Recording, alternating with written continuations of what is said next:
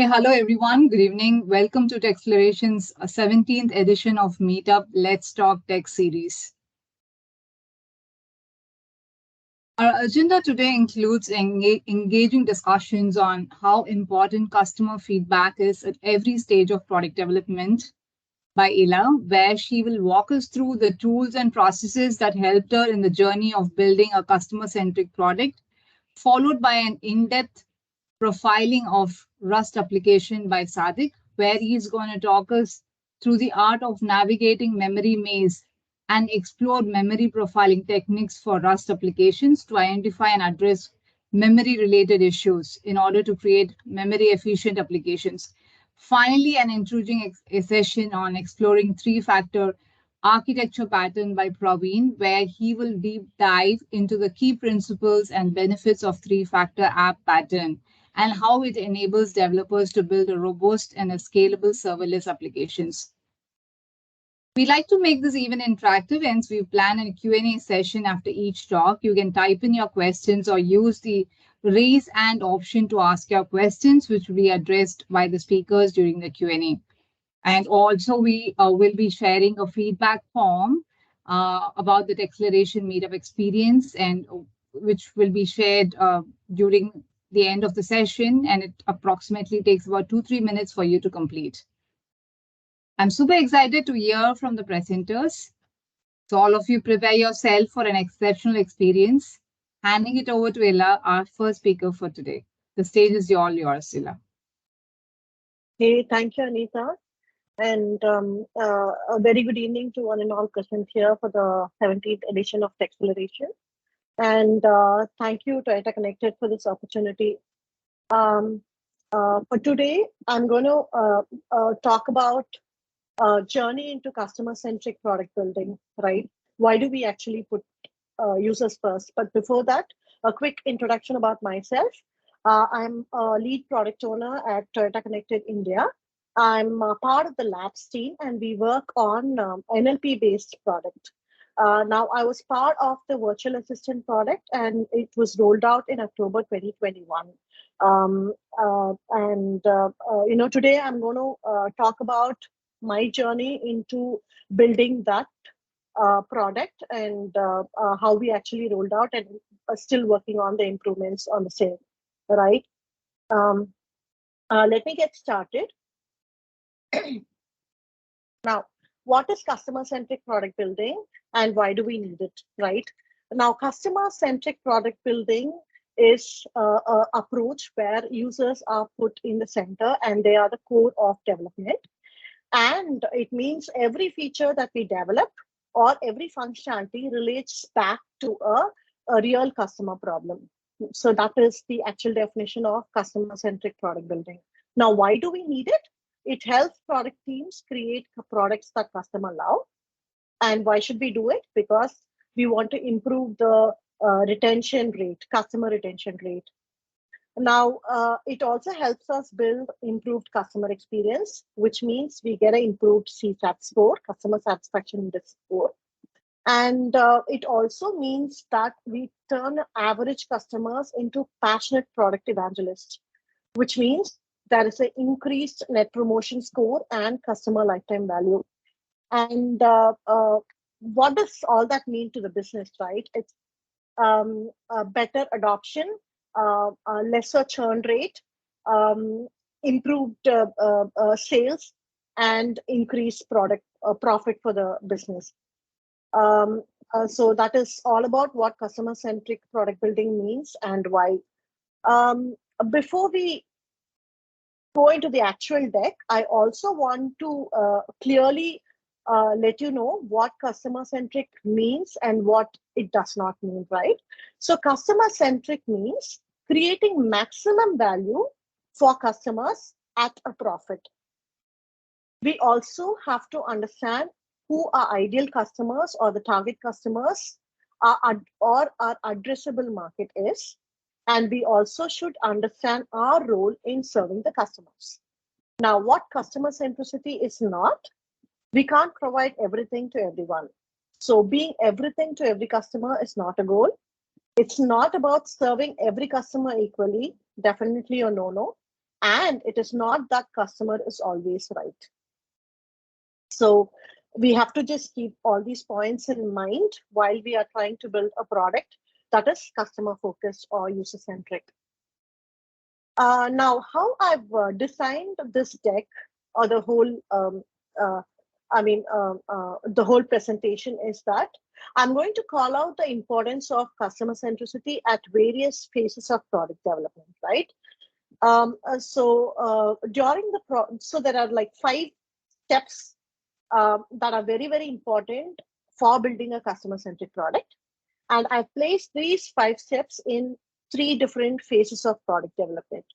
Now, during the product consideration phase, what do? We have to understand our customers, meaning we have to understand the pain points and the problem statements. Second is we have to create customer personas. We also have to understand the target customer base.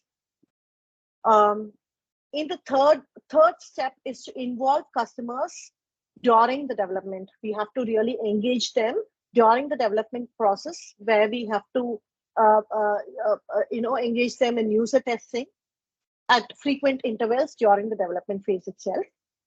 The fourth step is to continuously gather feedback and act on the feedback. The fifth is iterate and improve based on customer insights. Now, product 4 and 5, at least the steps 4 would also extend to the product release phase. Now, moving on. Now, these are the 5 important steps that we have to follow for developing a customer-centric product. Now, what are the various levers that would help us in each of these stages, right? The first step, how do we understand the customers? We conduct market research. We gather feedback through surveys, interviews. And with this, we gain insights into their needs, goals, pain points, and preference. The next step is creating customer persona. Personas generally are hypothetical characters that represent our target audience. So this should actually include information such as demographics, the behavioral patterns of a customer base, the pain points, goals. How does this creating customer personas help? This will actually help us to form focus group and identify our target customers and addressable market. The third step, what are the levers? Now we have to create prototypes and also have a framework or facilitate the feedback and development. So probably we'll have to have prototypes that are testable with a beta testing group or a focus group. This is what is the lever for, or how do we involve customers during the product development phase. And for the fourth step, of course, we can conduct user feedback testing. We also can have surveys during the product development phase. And during the product release phase, we can have performance metrics and social media monitoring to understand or gather continuous feedback from the customers.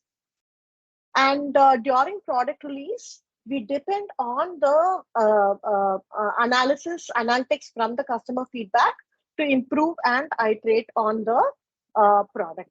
So this could mean changing a small feature to a user interface change or changing the overall experience itself. Now, what I'm going to do is I'm going to deep dive into each of these steps and probably also share my experience in using in the virtual assistant development and the tools that we used during our journey. Now, moving on to the first phase, which is in the product consideration phase, we had used multiple mechanisms to understand the customers. The first is the market research. So market research is very important to identify the target audience.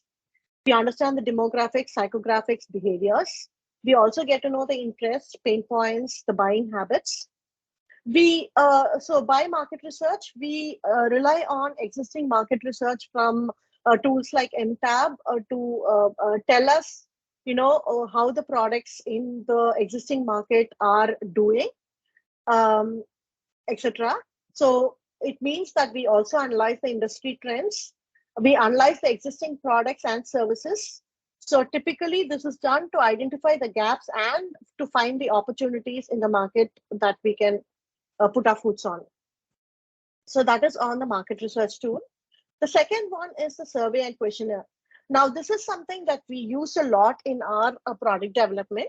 So when I mean questionnaires and surveys, so we used to create a hypothesis and a workflow. We used to share that with a focus group or target group. So in Toyota, we have our partner group that always talks to a Toyota customers group, and we conduct surveys among them. So we create a questionnaire. We ask if the hypothesis sounds good to them or sounds bad, how they feel about the whole experience and the concept, and what are their suggestions or improvements to the hypothesis. So that's all about the surveys and questionnaires. I'll probably share an example survey and questionnaire that we used. In this phase, we could also use interviews and focus group, where we conduct interviews to 20 potential customers, identify what are the pain points that they have. We can also understand their insights into their motivation.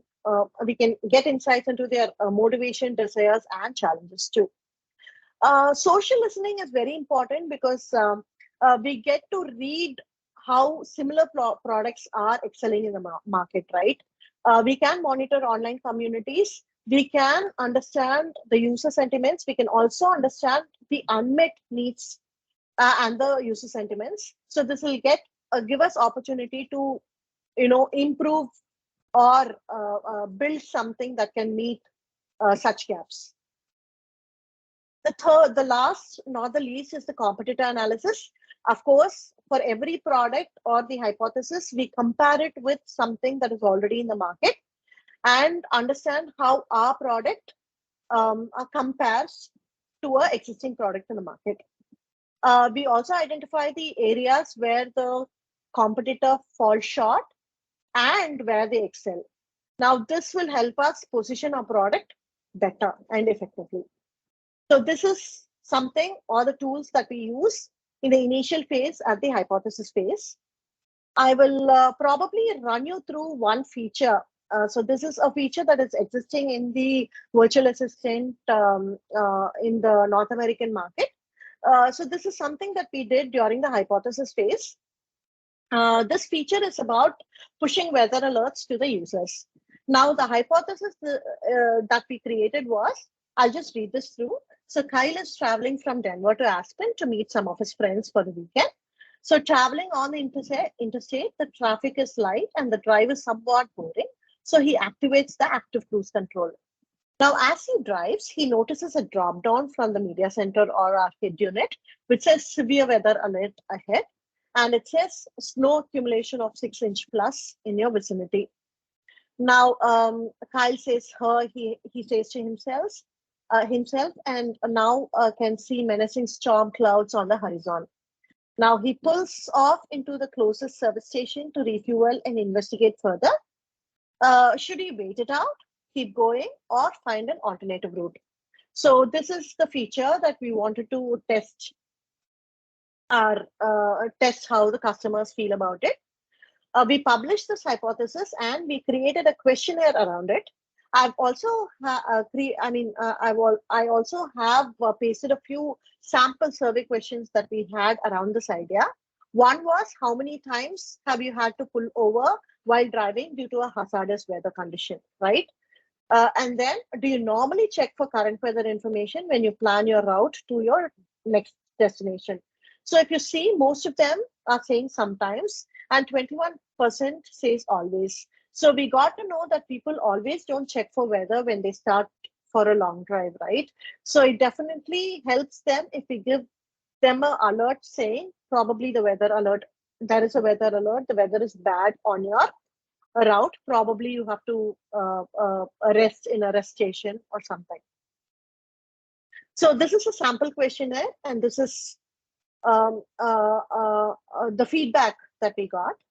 We also ran a couple of, we wanted to validate the concept, right? So this is called the knowledge usage and adoption report. So what knowledge means is how many of the users in the survey are willing to know about this feature more.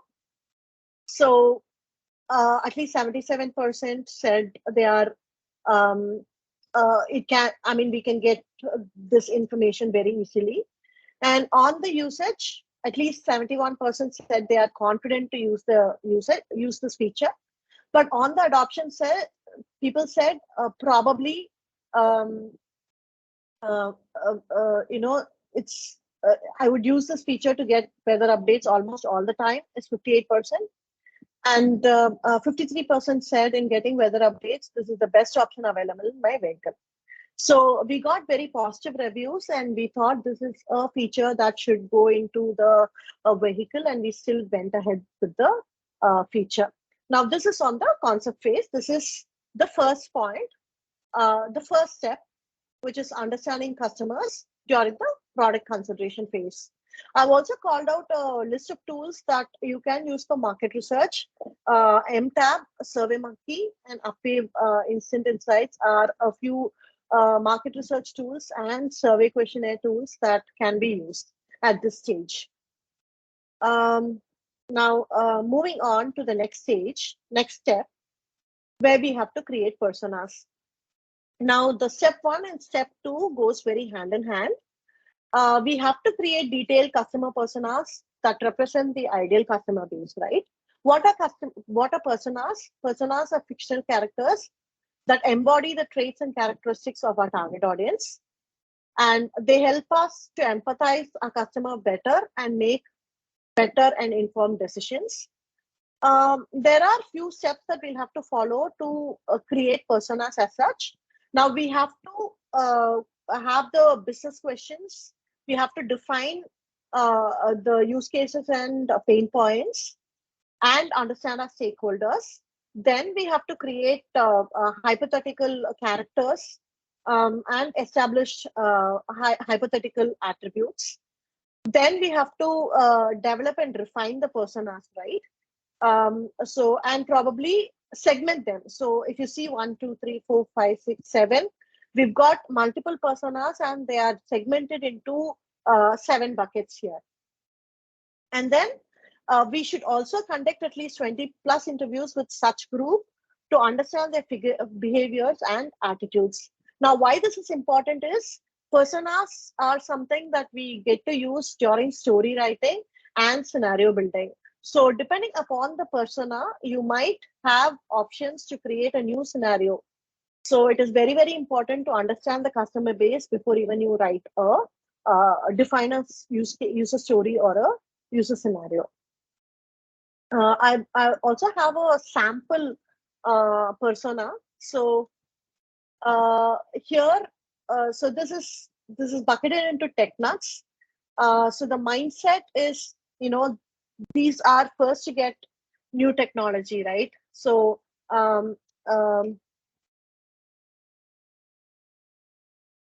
so they're not careless. So they do their research.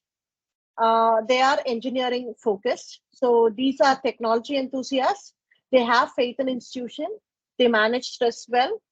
They are technically oriented, want to understand how things work. And they have a very technical and engineering mindset, which means they are okay to try new things. They are auto enthusiasts. They adopt a technology at an early stage. They think they are very smarter than the system, and they are very, very sociable.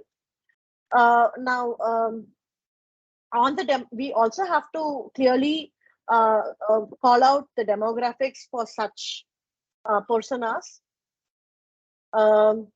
Says whether male, the gender, the age factor, are they single, family, all these are clearly defined for the persona.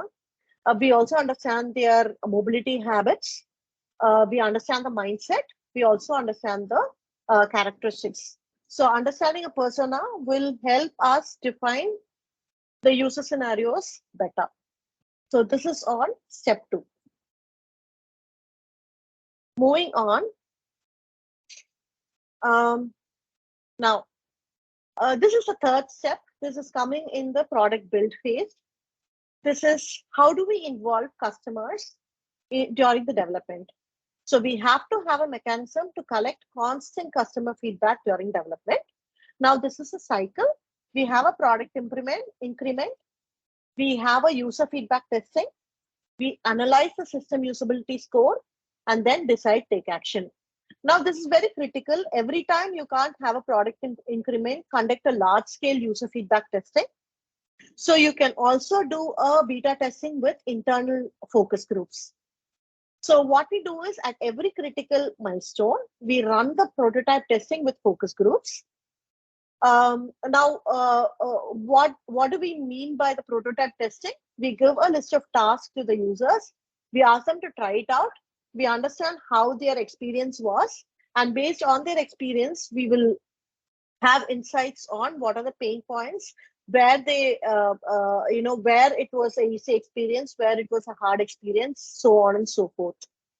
Now, we had a development in our virtual assistant. During a development, we had a mechanism to do the prototype testing. What we did was we had an iPad and then we had a product on the iPad. And every time we had a new feature, we would use this iPad, give it to an internal focus group and understand how they feel about this feature. Now, this was super important and super helpful for the product owners to decide on what to fix and what not to fix and where to concentrate more on. Right?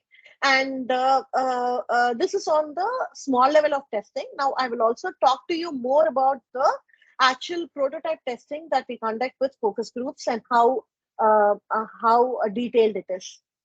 Now, why do we do a usability test with the focus groups? We get a system usability score. This is done for a product or for every product increment. Now, this is a sample, right? So we have a list of task questions.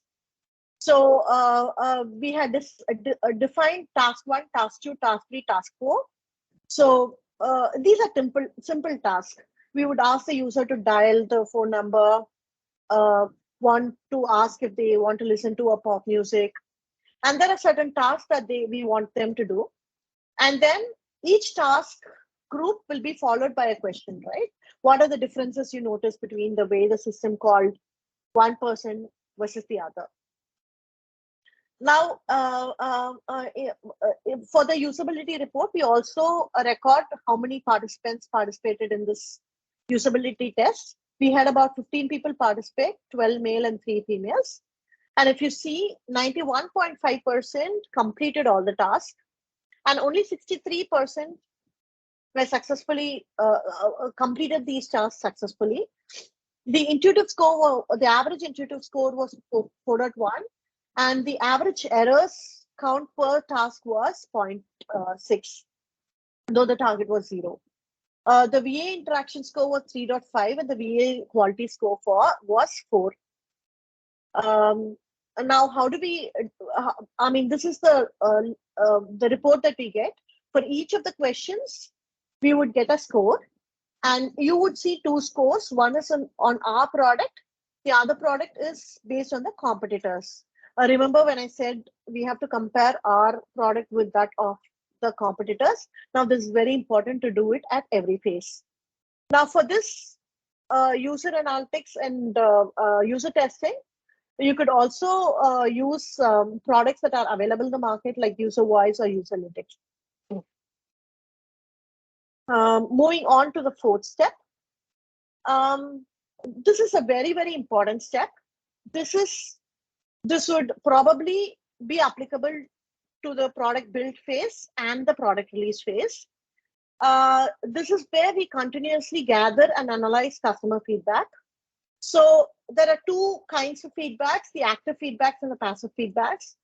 Active feedbacks are in-product feedbacks where you have a mechanism to collect feedback from the app itself.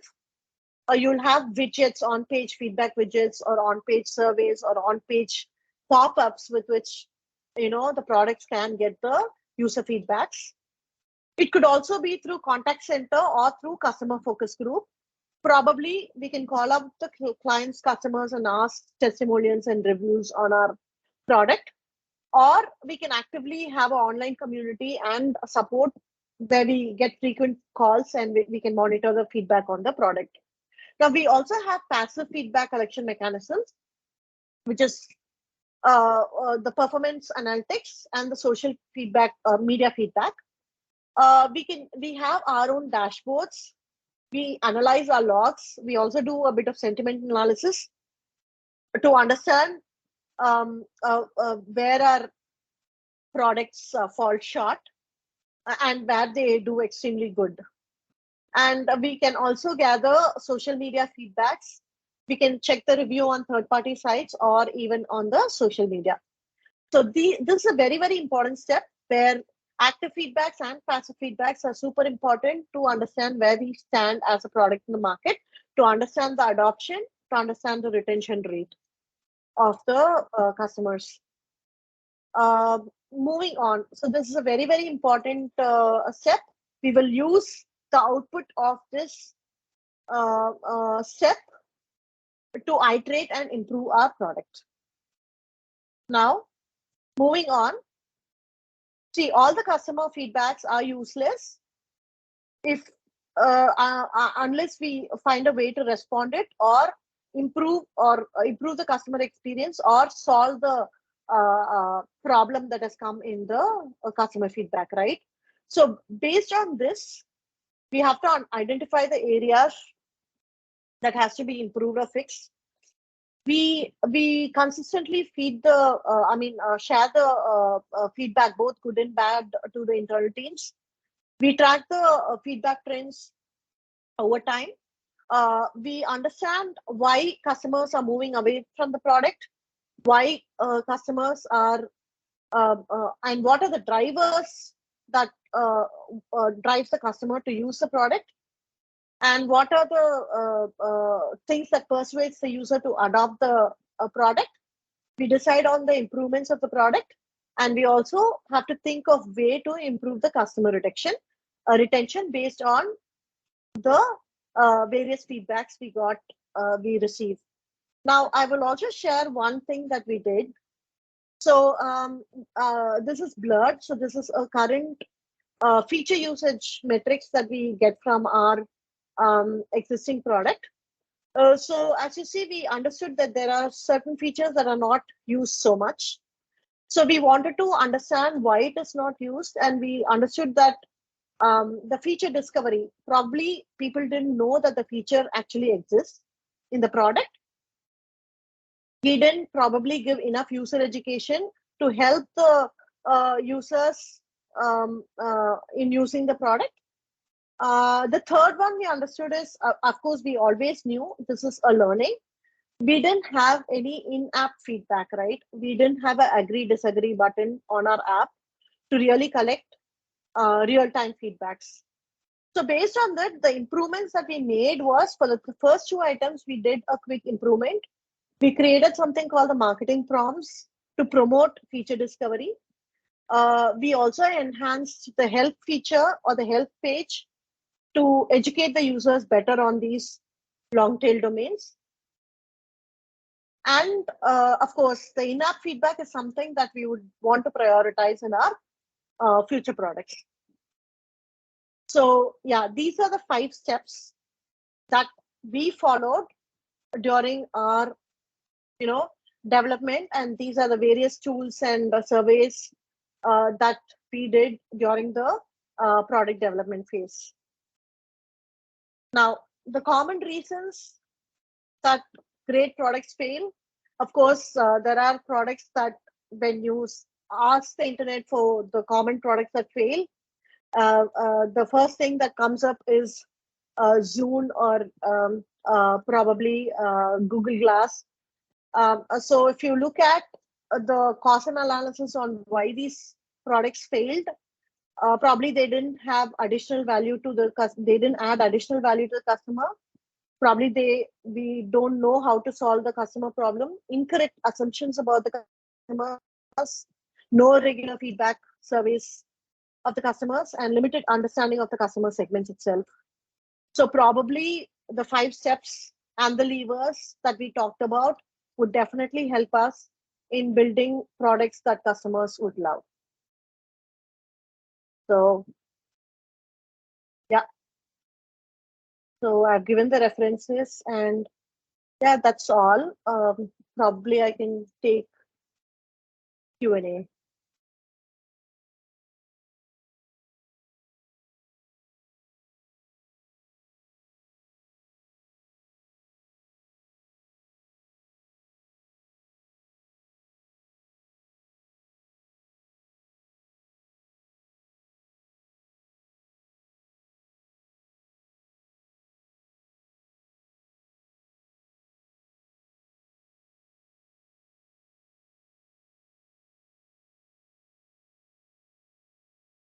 Yes, Ramakant, you can ask your question.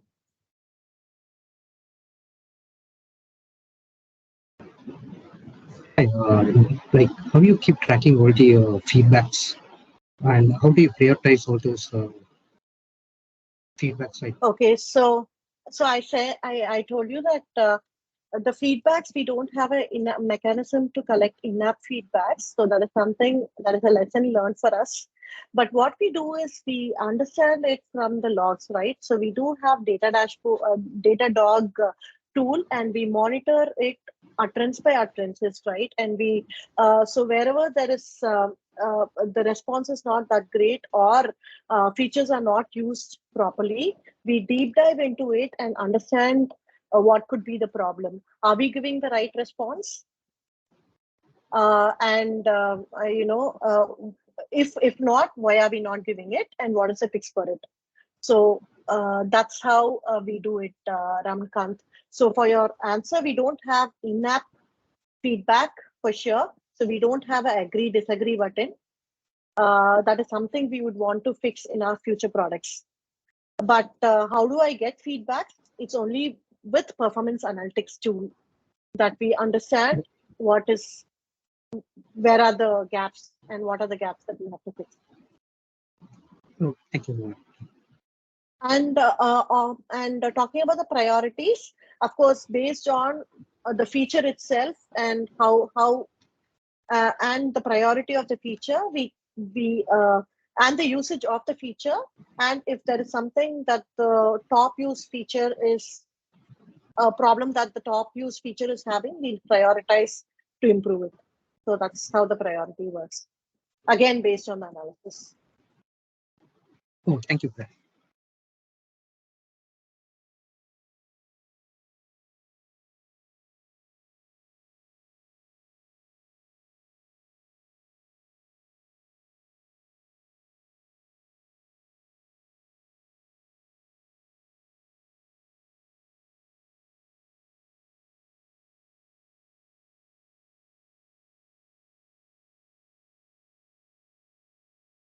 Yeah, Akshaya.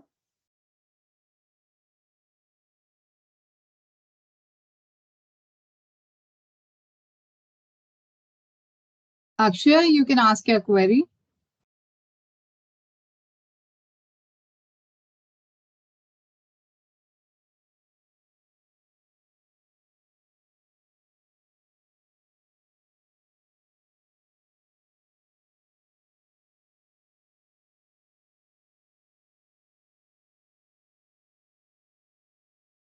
Hello, am I audible? Oh, yes. Yeah, currently you are explaining about this project, right? In this project, is AI included or without AI included? Oh, this is a product based on the natural language processing, right? So yeah, we do have intelligence also built. Yeah, Okay, thank you. NLP based solution.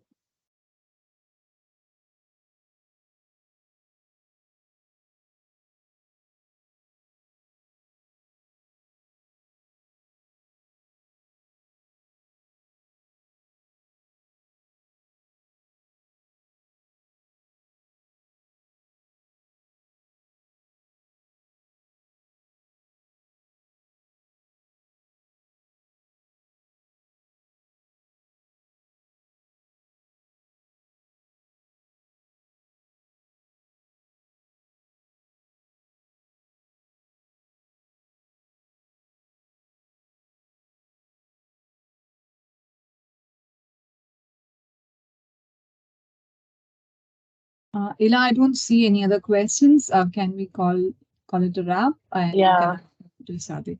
Okay, thank you so much, team. Probably I now call upon Sadiq to go ahead with this presentation. Hey, thanks a lot for this scintillating talk. I'll take a minute to share my screen.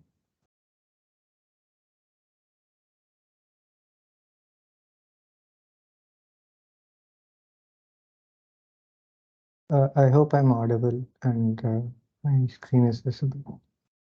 Yes, Sadiq. Yeah. Hi, everyone. I'm Sheikh Sadiq Ahmed. I have a 12 plus years experience in product quality. I'm working with Toyota Connected India, the labs team for the virtual assistant product. I'm passionate about learning. You can find me on GitHub and connect with me on LinkedIn. So the topic that I'm going to talk about today is navigating the memory maze and profiling Rust applications. The core thing that I will be talking on is about how do we manage memory in Rust and how can we profile our Rust app to improve memory per usage. So meet Ferris. Ferris is the crab, which is an official mascot for Rust.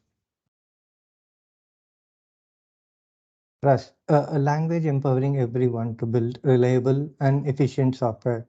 Let's dive into a history of Rust. Mozilla employee Graydon Hoare created Rust as a personal project in 2006.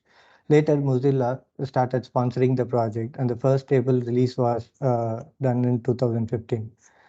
Since 2021, the Rust Foundation has taken responsible for driving the development of this language. The Rust experience is larger than a language specification and a compiler. Rust provides multiple toolchain supports via Rust. It has Cargo, a Rust package manager to manage dependencies, run tests, generate documentation, and do much more. It has the community site crates.io for sharing and discovering Rust libraries. Any library published to crates.io will have its documentation built and published on docs.rs. The pain point that Rust solves is from many other languages that it provides a solid step forward with limited number of downsides. For Rust popularity, the popularity of Rust according to 2023 Stack Overflow developer surveys that it is the most admired language among the developers. More than 80% of the developers who use Rust want to use again. And it has been the most loved language for last 4 years in a row in Stack Overflow. Rust rose in popularity on its ability to combine both performance and memory safety without compromising on either of those aspects. Hundreds of companies around the world are using Rust in production today. Some of them you would know would be Firefox, Dropbox, Cloudflare, NPM, and many more. So the three aspects of why one should go for Rust is performance, reliability, and productivity. Rust is blazingly fast and memory efficient. With no runtime or garbage collector, it can power performance critical services, run on embedded devices, and easily integrate with other languages. Reliability, Rust type system and ownership model guarantee memory safety and thread safety, enabling us to eliminate many classes of bugs at compile time itself. Productivity, Rust has great documentation, friendly compiler, and integrated package manager, and many more tools that helps in the productivity of the developer. Memory management in Rust. So each Rust program process is allocated with some virtual memory by the operating system. This is the total memory that the process has access to. Memory management is one of the main things that are done by the program automatically, and most often we need to understand what happens under the hood. If you see in this image, it's divided into heap and stack memory. Let's look at this in a greater detail. Like many other programming languages, Rust uses stack and heap to allocate and deallocate memory. Stack is a linear data structure that follows last in first out principle, meaning the most recently added item is the first to be removed. Variables stored on the stack have known and fixed size at compile time, and they are automatically cleaned up when they go out of scope. There are two operations you can perform on stack. Push operation, which adds data, and pop operation, which is used to retrieve the data. The top left diagram shows how data is pushed into the stack and how values reside on top of the stack each time the data is pushed. In the bottom left diagram, we see that how data is retrieved from the stack, and when the value is popped, the topmost value is popped out of the stack. On the other hand, we see that heap is used for dynamic memory allocation. When the data needs to be added to the heap, memory allocator finds an empty area and it marks it being used and returns the pointer, which happens to be addressed to that location, to the entity that initiated it. The pointer is also stored on the stack for future reference. When the data is required to be retrieved, the pointer needs to be followed and data can be collected from the actual stored location in the heap. Following diagram is the simplified representation of how data is stored on heap and how the respective pointers are stored on stack. So here we see a code example of how memory is allocated for stack and heap variables. Stack variable memory size is known at compile time. And here if we see the heap variable is stored on the box integer value is stored on the heap variable. And it's accessed by dereferencing operator.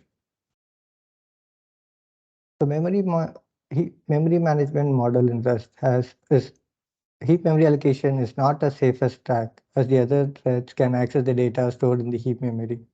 Stacks, however, cannot share their resource directly with the other threads. So if not handled right, heaps can cause memory leakage. Here Rust comes to our rescue as it has solid memory ownership model that can handle this automatically for us in the background. By combining ownership, borrowing, and lifetimes, Rust provides a comprehensive memory management system that guarantees memory safety without requiring a garbage collector. We can explore each of these concepts in more detail. Ownership principles.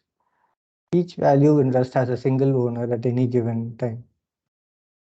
Once ownership is transferred, the original variable can no longer access it.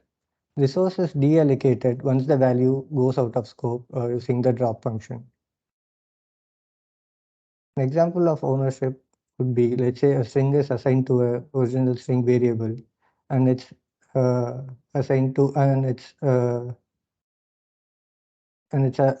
transferred to the transfer ownership and another string.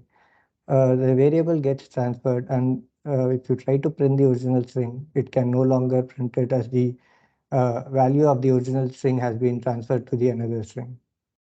It automatically drops all the allocated memory once the function is completed. Borrowing. In Rust, passing a variable by reference is called borrowing. Borrowing is a mechanism that allows multiple parts of your code to access a value without taking ownership of it. Borrowing can either be mutable or immutable. Immutable borrows allow reading the value without changing it, while mutable borrows allows modifying the value. Since we can have only one owner for a resource at a time, we have to borrow a resource to use it without taking ownership of it. We could look at some borrowing principles here. You can have any number of immutable borrows at the same time, but you can have only one mutable borrow at any given time. Borrowed values can outlive the scope of their owner. This ensures that while a value is borrowed, the owner cannot change it, preventing data races and other concurrency issues. The borrowing example for immutable and mutable reference, if you see here, when the string is created and S1 and assigned to S1. The reference of the S1 is sent to calculate length function.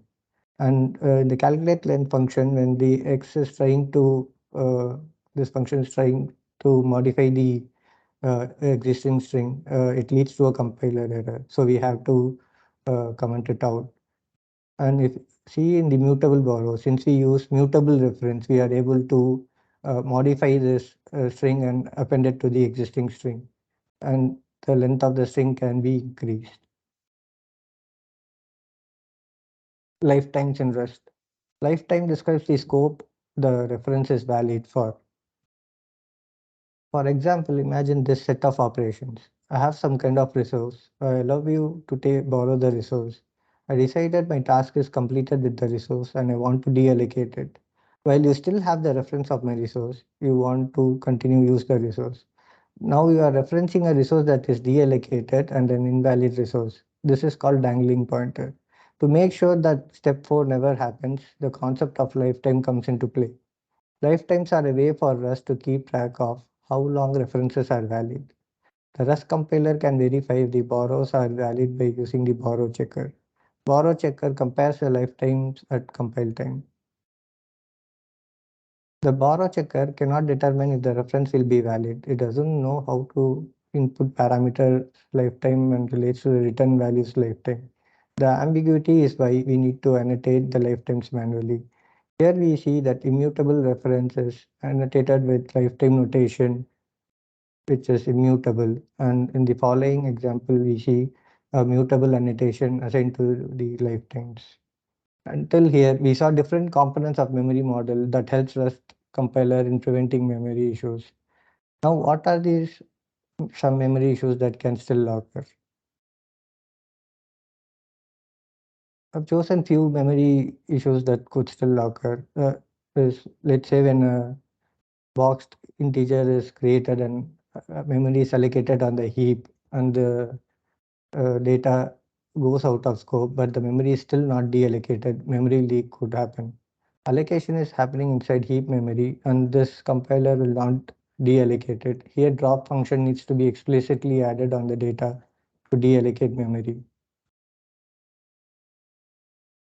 Dangling references are references to deallocated memory. Here, a vector is created and assigned to data. The reference is given to the data reference is pointed to reference. And when data goes out of scope, it creates a dangling reference. And when reference is used out of the scope, it leads to dangling reference error.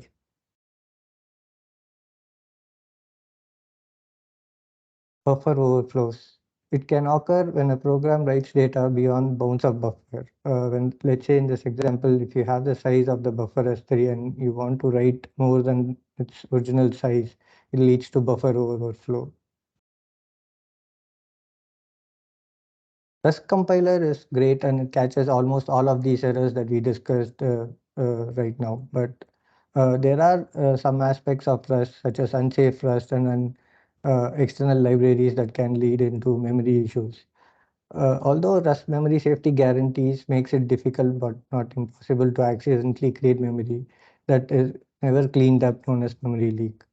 Memory profiling in Rust holds significant importance due to its direct impact on performance, security, and overall user experience. We see the couple of memory profiling aspects. One is performance optimization, preventing memory leaks, using resources judiciously, ensuring safety and security by avoiding buffer overflows, which could become common attack vectors for security breaches. Memory profiling help catch potential security risks early in the development process. User experience. A well-optimized application with memory usage translates to smoother and more responsive user experience. Some of the memory profiling techniques that can be used are stack profiling, which examines the stack memory usage and call stack information. Heap profiling that looks into the heap memory allocations and deallocations. Memory leak detection identifies the memory leaks that are occurring over a period of time and looks into the causes of what is causing the memory leak. Memory usage analysis of how much memory consumption is happening and how we can optimize these allocations. There are a couple of common memory profiling tools that are available for Rust application. Some of them are Rust Analyzer, Valgrind, Heap Track, and Cargo Profiler. Here we would discuss Heap Track in particular for heap profiling. Heap Track traces all memory allocations and annotate these events with stack tracers. This would give us some reports similar to this that gives the summary page of the data that shows how much memory consumption has occurred, how much memory leaks have occurred, a flame graph that has a stack trace of memory consumed over time, and again allocation cost over period of time. Let's take a look at a case study of date util library, which was profiled with HeapTrack. Here we see that in the flame graph that there are 20,587 allocations in total for this particular application. It has been identified that a certain function inside the main called dt parse and then default parser has started leaking memory, and after profiling this was able to they were able to figure out that the memory leak was happening and they were able to fix it. And once fixed, the total size of the memory drastically reduced from 2 MB to 300 KB. So we move on to a demo on how to set up heap track and profile a REST application.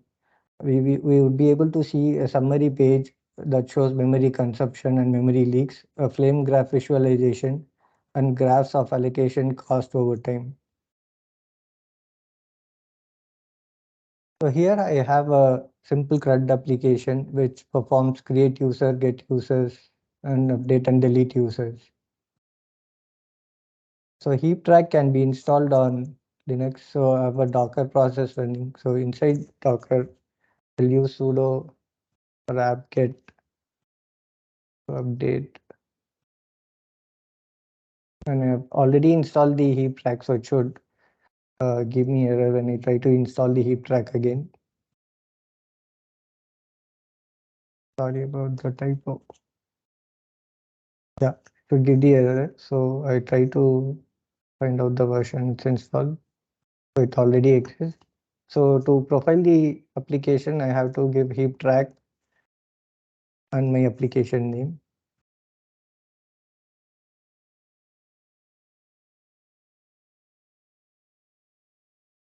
So this would profile the application and give us a simple stat on how much allocation is currently happening and leaked allocations, temporary allocations. It gives a file that you could analyze with a heap track GUI tool that would in turn give you summary page, flame graphs, and allocations graph. So you would have to copy this file to our local, which I've already done it. So you could use Docker copy, the container ID, and the path from where the heap track needs to be copied and where it needs to be copied. Then I trigger the heap track GUI.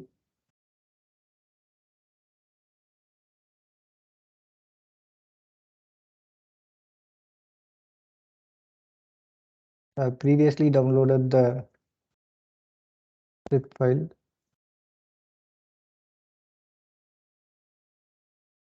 So this is the summary page of the heap track. Here the heap track says for the CRUD application that we have peak memory consumption of 203 KB and we have total memory leaked as 157 KB.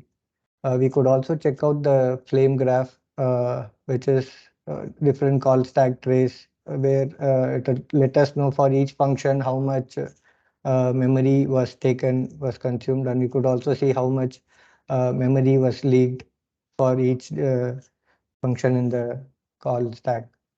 We could also check out the allocation that happened, memory allocations that happened over a period of time.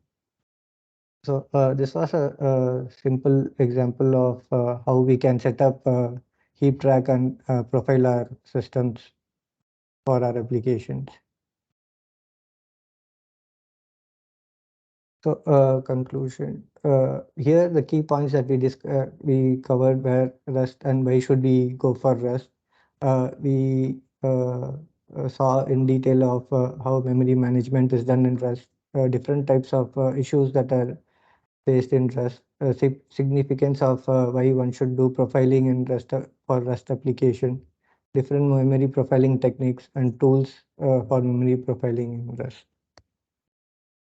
Yeah, thank you.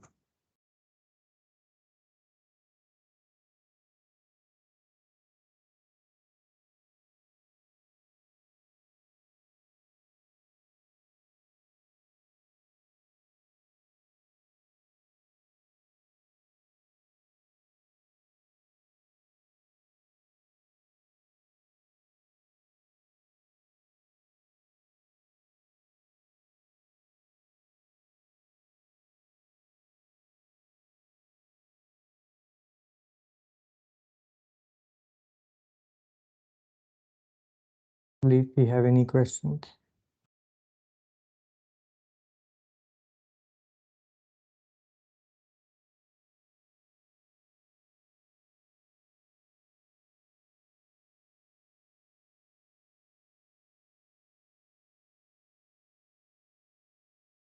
You can type in your questions or you can use the raise hand option to ask your questions.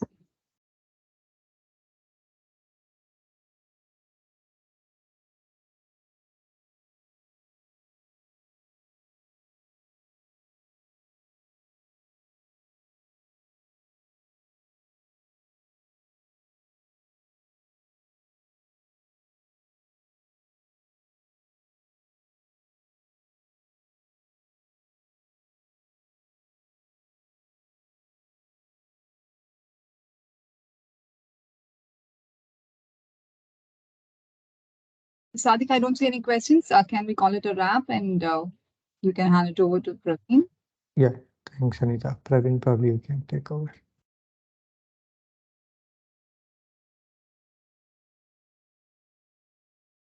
Yeah, thanks, Sadiq. Um,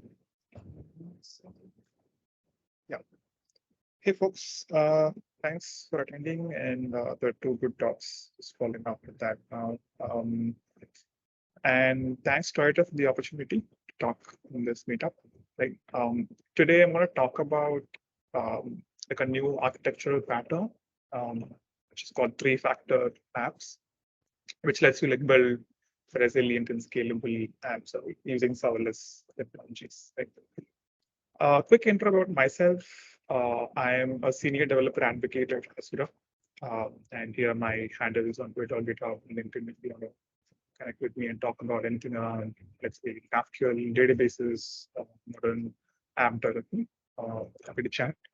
I've been a full stack developer for a few years now.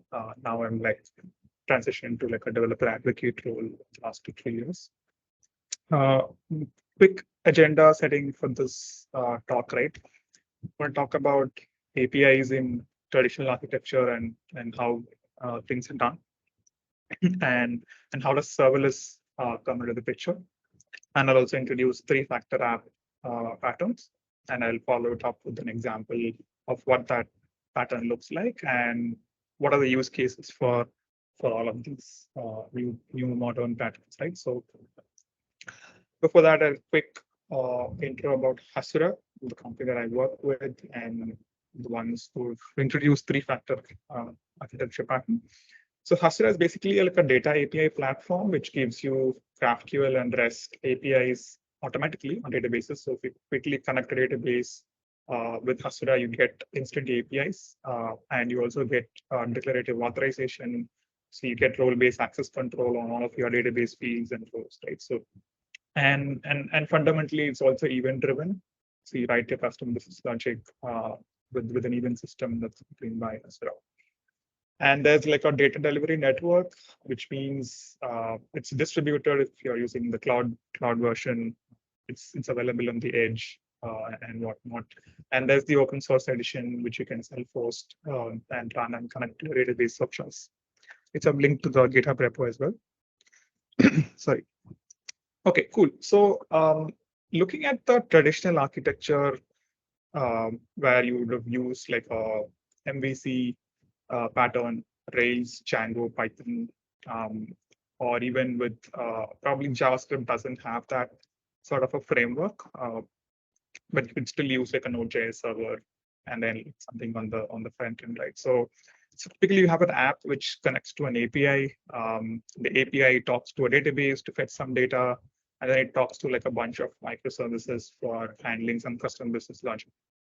Right. So we'll talk about the problems in this architecture and cases where this might not be the best in a use case perspective.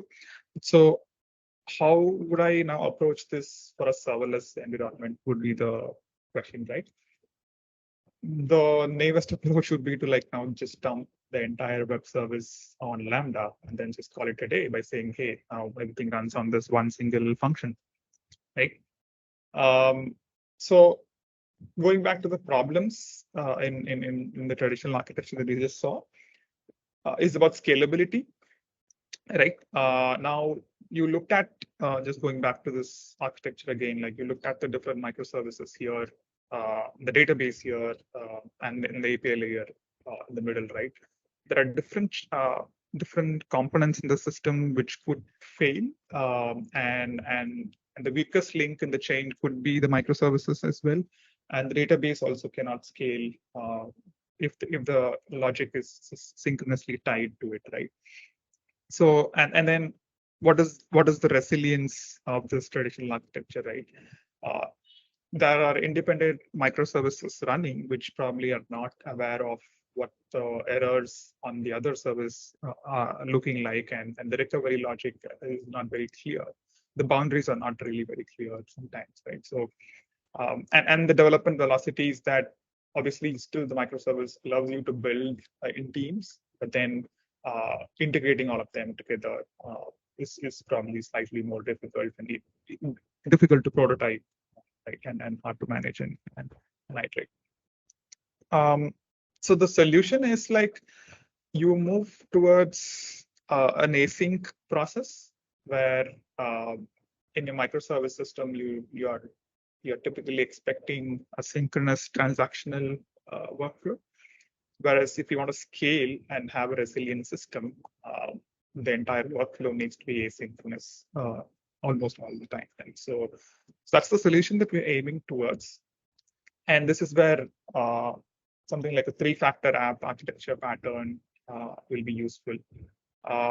So you might have heard about 12-factor apps from Heroku, who introduced that initially. That was just more about 12 different things that you need to worry about when you are going with an app production. Things like environment variables need to be there and whatnot, right? This is a different 3-factor pattern where you are saying fundamentally you need 3 of these components for a certain use case. Right, one of them is like a real-time GraphQL layer. And I'll talk about why GraphQL here and not like a REST API in a bit. And there's a reliable eventing system that needs to be there, and finally there's an async serverless system here, right? Now there is the GraphQL layer here, which lets you consume real-time data pretty easily on your client. On the back end, to write a GraphQL server to do the real-time events is probably still going to be difficult. But then on the front end, on the client, consuming real-time data is pretty easy, and then because it's a single endpoint as well, you do a lot of manipulation and data fetching in a simple workflow. And for reliable eventing, the idea is that you initiate business logic similar to the microservice world, where each of those microservices are handling a particular service or a business use case. Here, you need like a reliable eventing system to trigger those services, right? And in this case, probably not microservices in general, but could be like something like serverless, which is what we talk about next, where we say, if you want like scalable and no ops, like a completely managed solution, you need something to be on the serverless, right? Where the function invocations can be unlimited, and it is on the edge if required, closer to the customer, and also like unlimited scale because the compute is available for you on demand, right? And no ops because the cloud platform manages it for you. Versus in a microservice system, again, you can still set up something like a Kubernetes cluster or just a bunch of servers running in to handle this, but then there's more ops involved in general, right? So moving to the serverless pattern will obviously like negotiate a little bit of that ops that's involved here. So now looking at the old architecture and then replacing it with 3-factor one, this is how it looks like. If you looked at the old one, you would have seen there are 3 microservices for some of the operations. There was a database layer, obviously. So here again, there's an app which is communicating with an API. It doesn't need to be like a MVC architecture in the middle. Then the API is obviously communicating with the database, and then there's an event system attached to the database, so which is listening to events that are happening on the database. For example, if there is an insert into a table or an update in a table, do some action XYZ, right? And then the event system is going to trigger some actions like payment processing, restaurant approval, delivery assignment. This is, for example, a food ordering application. We've taken that as an example here. And these would be probably the serverless functions that you would invocate when there is an event on the database system. For example, if somebody has made a payment on the app, the API just inserts that record in the database, and then there's an event system which captures that there's an insert record, and then it calls a serverless function to either confirm the payment and then do the next step of assigning, let's say, a rider or a restaurant approval, right? So that's how this is structured. Now, applying the scalability angle, your payment processing, restaurant approval, delivery assignment, those serverless functions there are no ops involved because you're going to deploy it somewhere managed by a cloud platform, and the invocations are unlimited, so the scale is unlimited, and the reliable event system factor of the 3factor app will actually ensure that retries and failures are handled well, whereas in your microservices system, you need some layer, which is typically the API layer, which talks to that microservice to handle that retry logic and to handle that failure case better, right? And no, so everything is asynchronous, and the app will not be blocked on a particular transaction to be completed. For example, a payment was made, and then there's going to be a temporary UI on the screen which says payment is done. Now let's wait for the restaurant approval to be done, and there's going to be a loading spin.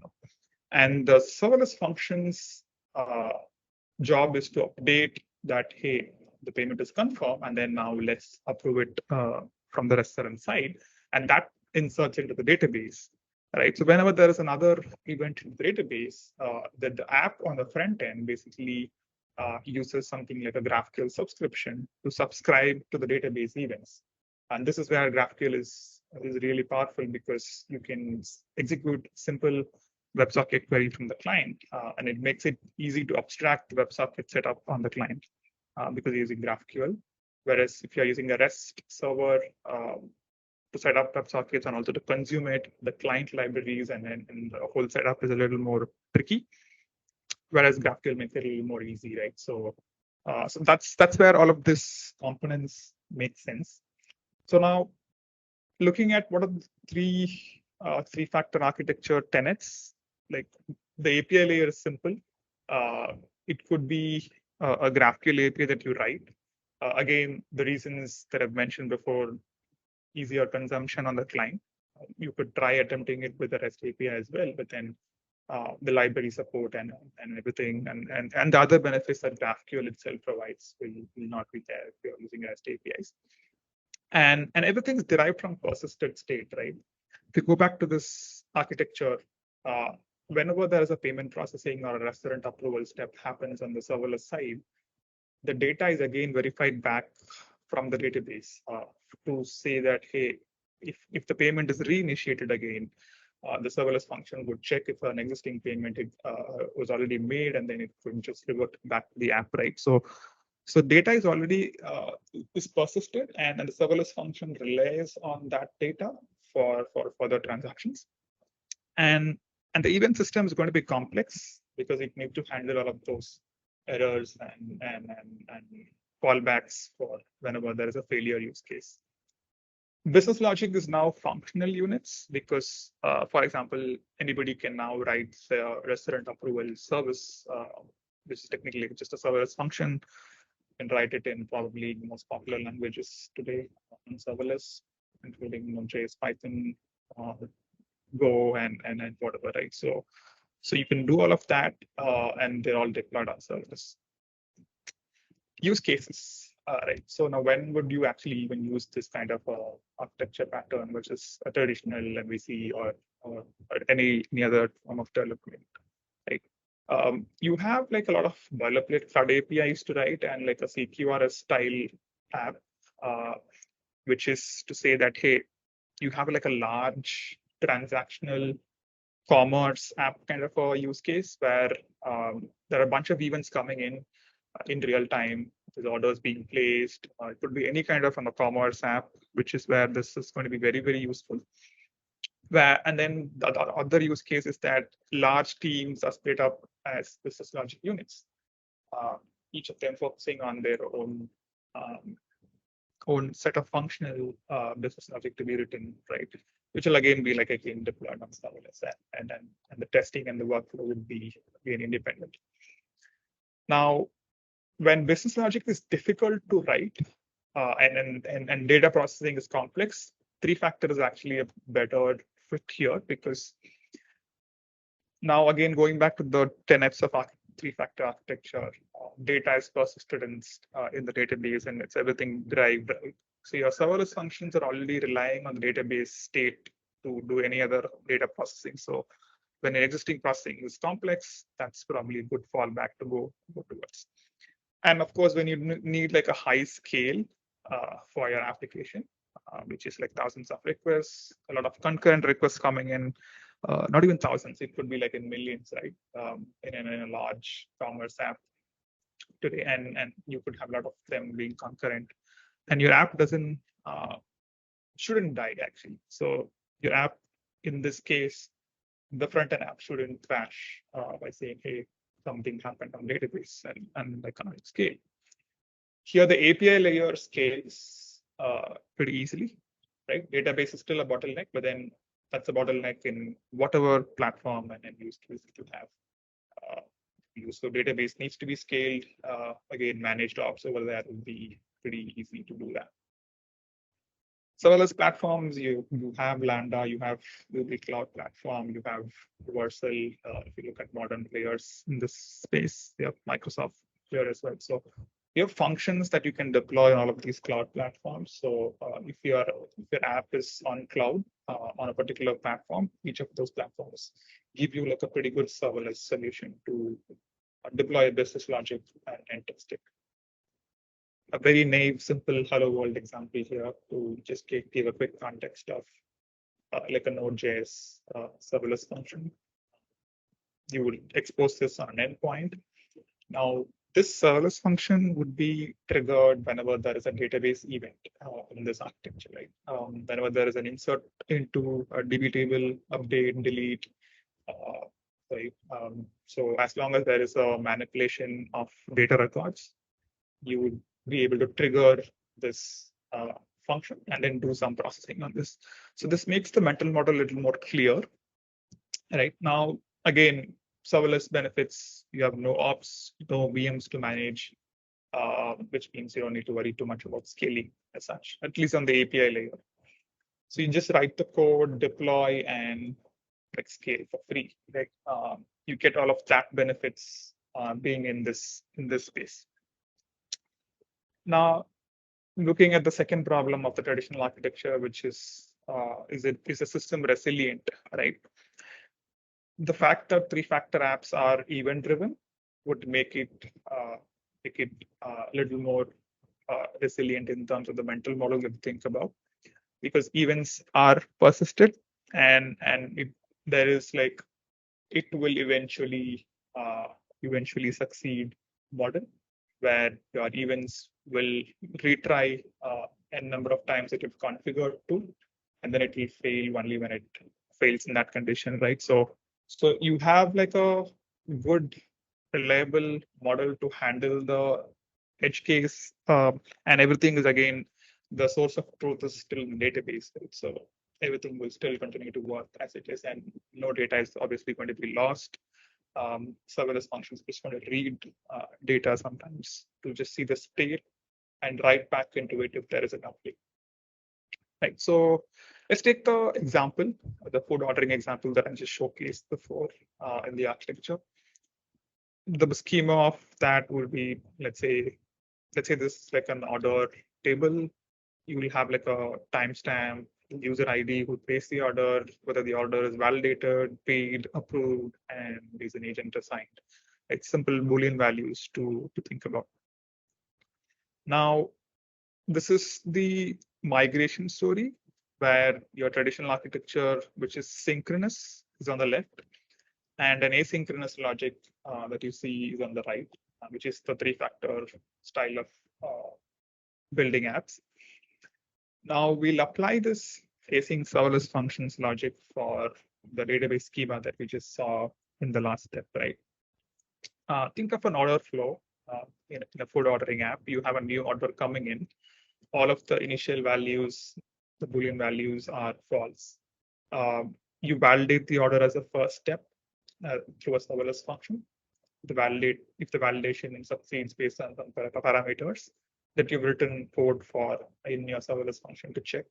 If that is validated, you update the database to say, hey, validation is true. So you change the Boolean flag to true. Then you will check for the payment. You will check for the payment provider that if the payment has been received, then that's another serverless function which does it. And then it becomes true. And there is an approved serverless function which checks for a restaurant to approve this. And if they give an approval, it gets uploaded to the database. And finally, if an agent, a delivery agent, has been assigned or not. Now, the last step is again dependent on the other three to go through for that Boolean to change to true. So this is the workflow here. And if you look at this, the mental model is clean and clear that you have a bunch of functions that are invocated whenever there is a state change that's happening. And the state and the source of that state is again the database. Nothing changes fundamentally on that. And if, let's say, a restaurant approval step actually fails, right? The first step is to again retry till they approve. The other option is that, hey, we haven't heard from the restaurant for more than a few minutes. Then you update that state in the database through the serverless function, which is invoked for, let's say, the 50th time or whatever, right? And then it goes and says that the database, hey, the restaurant has not approved this order. So you will then communicate that back to the client, right? And how does that communication happen? Through GraphQL, right? So this is the problem that I was explaining, right?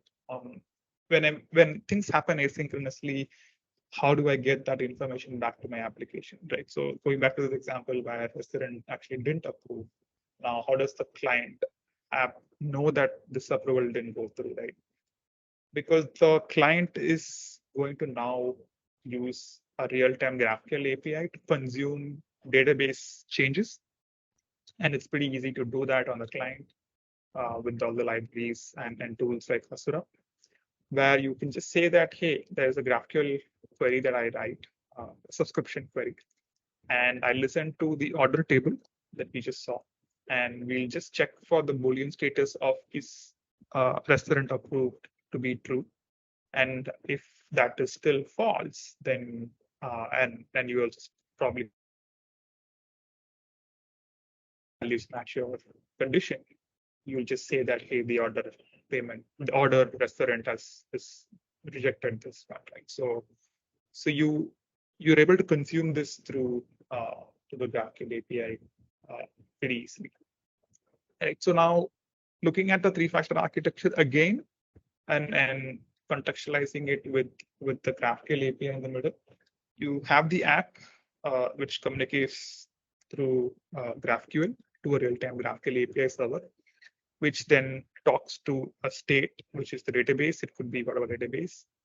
And there's an event system attached to the database whenever there is some change happening on the database. This is pretty similar to, let's say, you have a Postgres database. You have triggers which can be invoked for certain operations, right? There's an insert trigger and update triggers. It's very similar mental model here. And this event system again now has a bunch of invocations across different functions that you've written for handling business logic. In this case, a food ordering app, so you have these 3 functions, but you could obviously write tens of serverless functions, which will be all async and again, like talk to the database state. So just sharing the documentation links here. 3factor app, if you want to check out, there is a simple reference architecture of how you can implement yourself. There is a GitHub repo with an example as well, which you can all check out. Yeah, and in summary, I would just say that it's a neat design pattern for a serverless first application. The mental model is very simple to think in. And obviously, what if, so the questions could be that, hey, what if I already have an existing app, which is already a big microservice, a system, it is probably already doing the job, should I have it migrated, right? The first option, because if you're a new app, definitely try out this pattern, like makes it a little more cleaner. If you're an existing app, I think there is an incremental way to adopt this where you can just say that I'll compose some of the microservices and I'll turn them into serverless functions iteratively.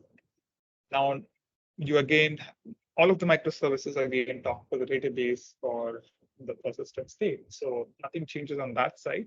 It just becomes like functions that we deploy on the platform. So you iteratively change that. And the other migration path is that you need to again update the API layer to be able to consume real-time data from the database.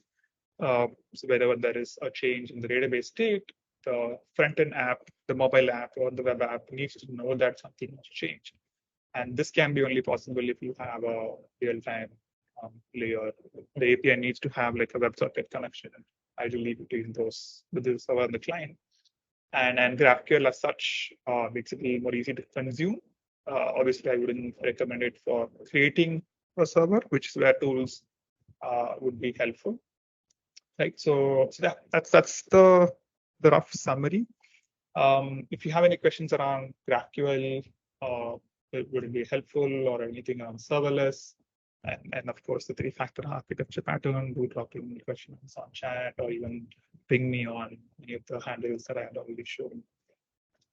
But yeah, it was that much.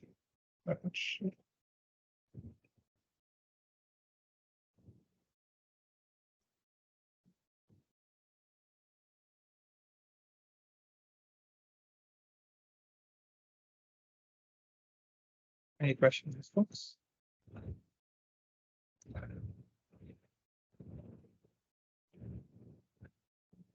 Folks, if you have any questions, you can either raise your hand or you can even post it in the chat.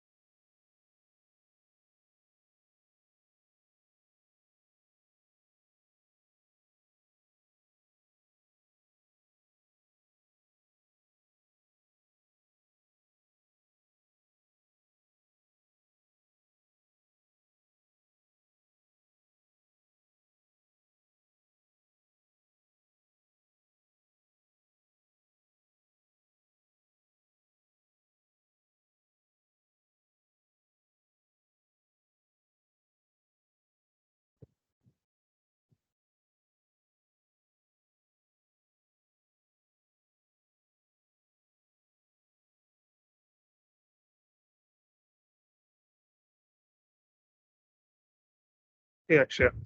Yeah. You had a question?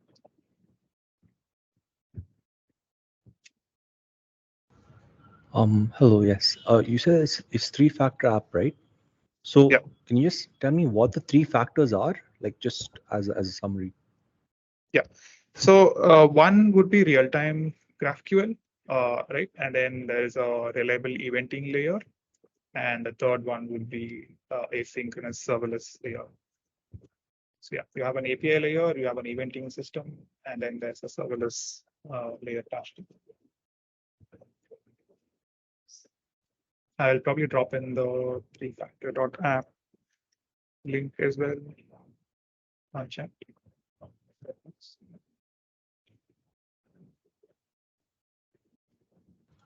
So this sort of reminds me of like other real-time databases.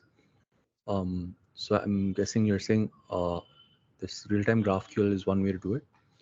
Are there any other real-time databases that we can sort of leverage for this? I know there's like there's a lot of push right now towards these real-time databases that do data transformations built in as well, that keep data pipelines going instead of actually having to build those data pipelines by hand. So this could be a part of that. But can you expand on what this technology is sort of coming to in the larger ecosystem? If you have any leads on that. Right. So from the database system here, I think 3factor as an architecture pattern doesn't really like have a particular recommendation of which database to go in. Your persisted state could be coming in from whatever DB, as long as it's persisted somewhere. So if your database has native built-in transformations and even a subscription layer, right, pretty well and good. So the API layer doesn't need to now build all of those functionalities, right? So if the pipelines are already there, then obviously it makes it a lot more easier as well. So yeah, again, from an architecture, the database can be anything. It's just a matter of API layer building on top of the database where it supports like a real-time system so that the apps can consume it. And it supports an event system as well. So the database, so you need to have a change data capture CDC on these databases where when something changes, you obviously listen to it and then have an event system attached to it. So that's what I can comment on, but it doesn't have any recommendation or restrictions on what kinds of databases you can use.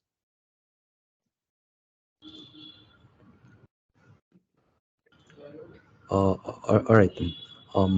So this is basically like GraphQL subscriptions, right?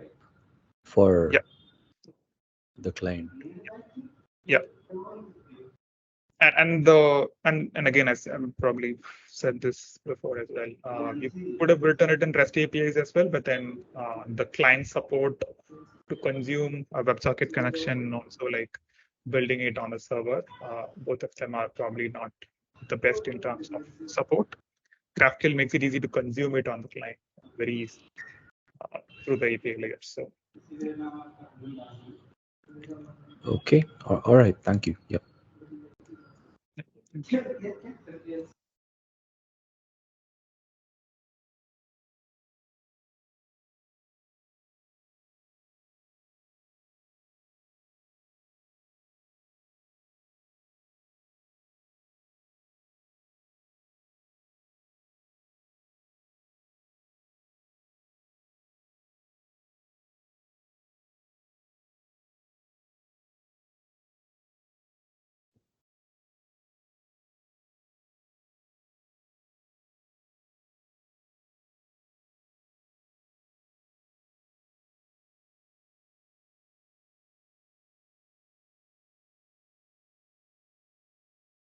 Yeah, I think it looks like there aren't any more questions, so maybe we can wrap it up.